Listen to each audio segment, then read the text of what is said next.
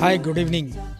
Captain Sanjay, after a long break, since last 3-4 months, I have not recorded any video for my YouTube. Yesterday, I was very sad to hear the news of death of Lata Mangeshkar ji. Suddenly, it came in my mind because I learned singing also. All these good singers are like God for me. When I saw her year of birth, it is 1929.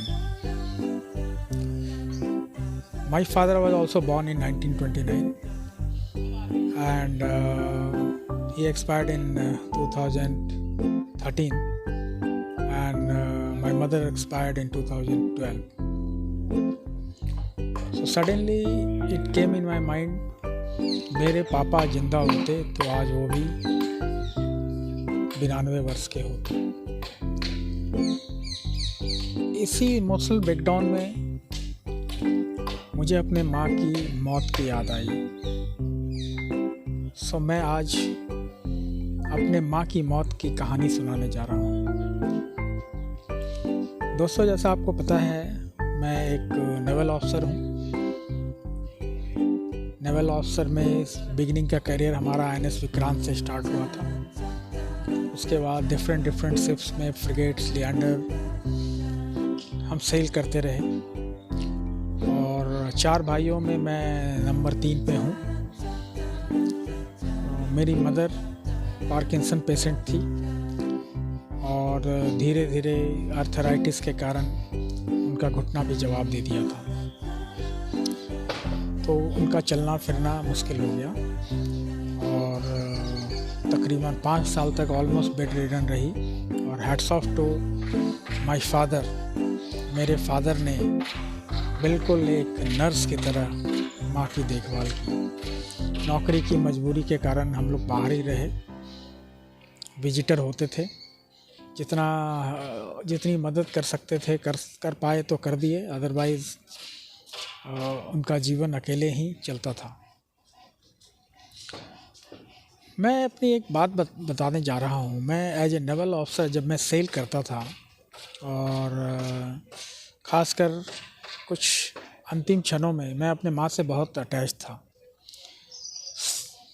मेरी माँ के कुछ अंतिम सालों में मुझे ये महसूस होता था कि यदि मैं सेलिंग पे रहूँ, सिर्फ सेल करता रहा अरेबियन सी, इंडियन ओशन या कहीं पे भी, और कहीं मेरी माँ की मौत होती है तो क्या मैं अटेंड कर पाऊँगा, क्योंकि मैं अकेला बेटा भी नहीं था, बाकी भाई भी हैं हमारे। तो क्या हमारे इंतज़ार में माँ की पार्थिव शरीर को रखा जाएगा। कई बार मुझे ये बात मेरे दिल में आती थी और मुझे काफ़ी झकझोर देती थी। मैं जब माँ की स्थिति बहुत ज़्यादा ख़राब थी तो मैंने कलकत्ता पोस्टिंग मांगा और मैं कलकत्ता में पोस्टेड था। कलकत्ता से हमारा घर ड्राइविंग डिस्टेंस पे ही था, 8-9 घंटे में हम पहुंच सकते थे। बट इत्तेफाक ऐसा है, भगवान का आशीर्वाद ऐसा था कि उन दिनों माँ की तबीयत ठीक रही, मेरे पास भी आकर रही वो, और फिर मैं वापस वहाँ से दिल्ली मेरी पोस्टिंग हो गई। मेरे मन की जो विचारधारा थी, मेरे दिल में जो बात आती थी मदर से अटैचमेंट का, मैं उसके बारे में बेसिकली हाईलाइट करने जा रहा हूँ। जो मेरे मन का डर था हुआ ठीक उसका उल्टा। जब माँ की तबीयत ज़्यादा ख़राब हुई तो हम दिल्ली से विज़िट करने के लिए गए और माताजी को हॉस्पिटल में एडमिट किया गया। फिर हॉस्पिटल से वापस घर में लाया गया और घर में लाने के बाद एक रात की ही बात थी। एक रात के बाद दूसरे दिन सुबह, हमारा घर 2 मंजिला है, हम लोग 3 भाई वहाँ प्रेजेंट थे और हम लोग ऊपर में अपने ऊपर के कमरों में बैठकर गपशप कर रहे थे और अखबार पढ़ते हुए चाय पी रहे थे। इसी बीच में नीचे से आवाज़ आई, माँ की तबीयत ज़्यादा बिगड़ रही थी, तो हम लोग नीचे दौड़े आए। ऐसा हो रहा था कि जो पानी या कुछ खाना दिया जा रहा था माँ को, वो नीचे नहीं जा रहा था और वो ऐसा लगता था कि सर के ऊपर चढ़ता जा रहा है। तो उस वक्त बाकी लोग तो थे, मेरे भाई भी थे, पर मेरे दिल में एक बात आई कि क्यों नहीं हम उनको अपने गोद में के सहारे बिठाएं, बेड पे ही बिठाएं, ताकि जो सांस लेने में जो दिक्कत हो रही है और जो खाना या अनाज या पानी नीचे नहीं जा रहा है, वो हो सकता है आसानी से नीचे चला जाए। और इत्तेफाक की ये ऐसी बात हुई कि जैसे मैंने अपने गोद का सहारा दिया, बेड पे उनको बिठाया, अपने छाती पे उनके सर को रखा, उसी बीच में उनका अंतिम सांस चालू हो गया और हमारे घर की जो सबसे छोटी पोती थी वो दौड़कर तुलसी का पत्ता भी लाई और मुंह में डाली, और उसी बीच आत्मा शरीर छोड़ चुका था। ये घटना मैं इसलिए बता रहा हूँ, एक नेवल सेलर के लाइफ में तरह तरह के विचार आते हैं। तो मेरे मन में ये विचार पिछले 10 सालों से ये घूम रहा था कि यदि ऐसा होगा तो क्या मैं अपने माँ के अंतिम क्षणों में अपने माँ के पास रह पाऊँगा।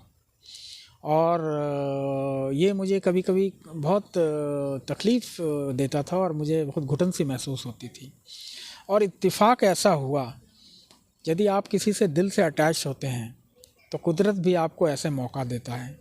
और इत्तेफाक ऐसा हुआ कि मेरे माँ की आत्मा मेरे गोद में, जब मैंने माँ को गोद से सहारा दिया था, उसी समय वो निकल कर गई। काफ़ी संतुष्टि हुई कि चलो माँ के उस अंतिम क्षण में मैं मौजूद था और अपने गोद के सहारा देते हुए माँ की आत्मा निकली। मैं उस वक्त मेरे पापा, मेरे दोनों भाई, घर के बच्चे, बहू, सभी लोग मौजूद थे। इससे अच्छी और विदाई माँ की हो नहीं सकती थी, उम्र हो चुका था माँ का भी।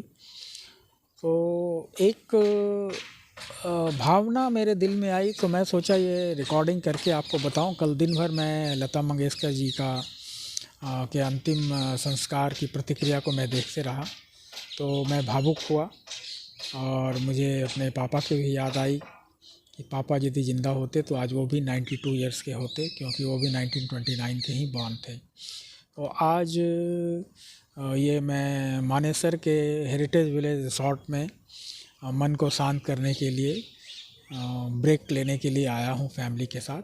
तो मैं सोचा इससे और अच्छी जगह हो नहीं सकती है, मैं अपनी यादगार को, अपनी भावनाओं को रिकॉर्ड करूँ और अपने यूट्यूब के माध्यम से आप तक पहुँचाऊँ। ये माँ की मौत के नाम से ये मेरा यूट्यूब में ये वीडियो है।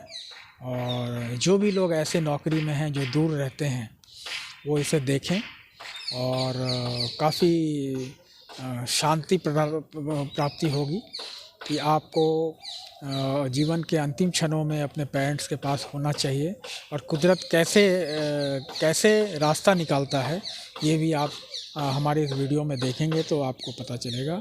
जय हिंद, धन्यवाद।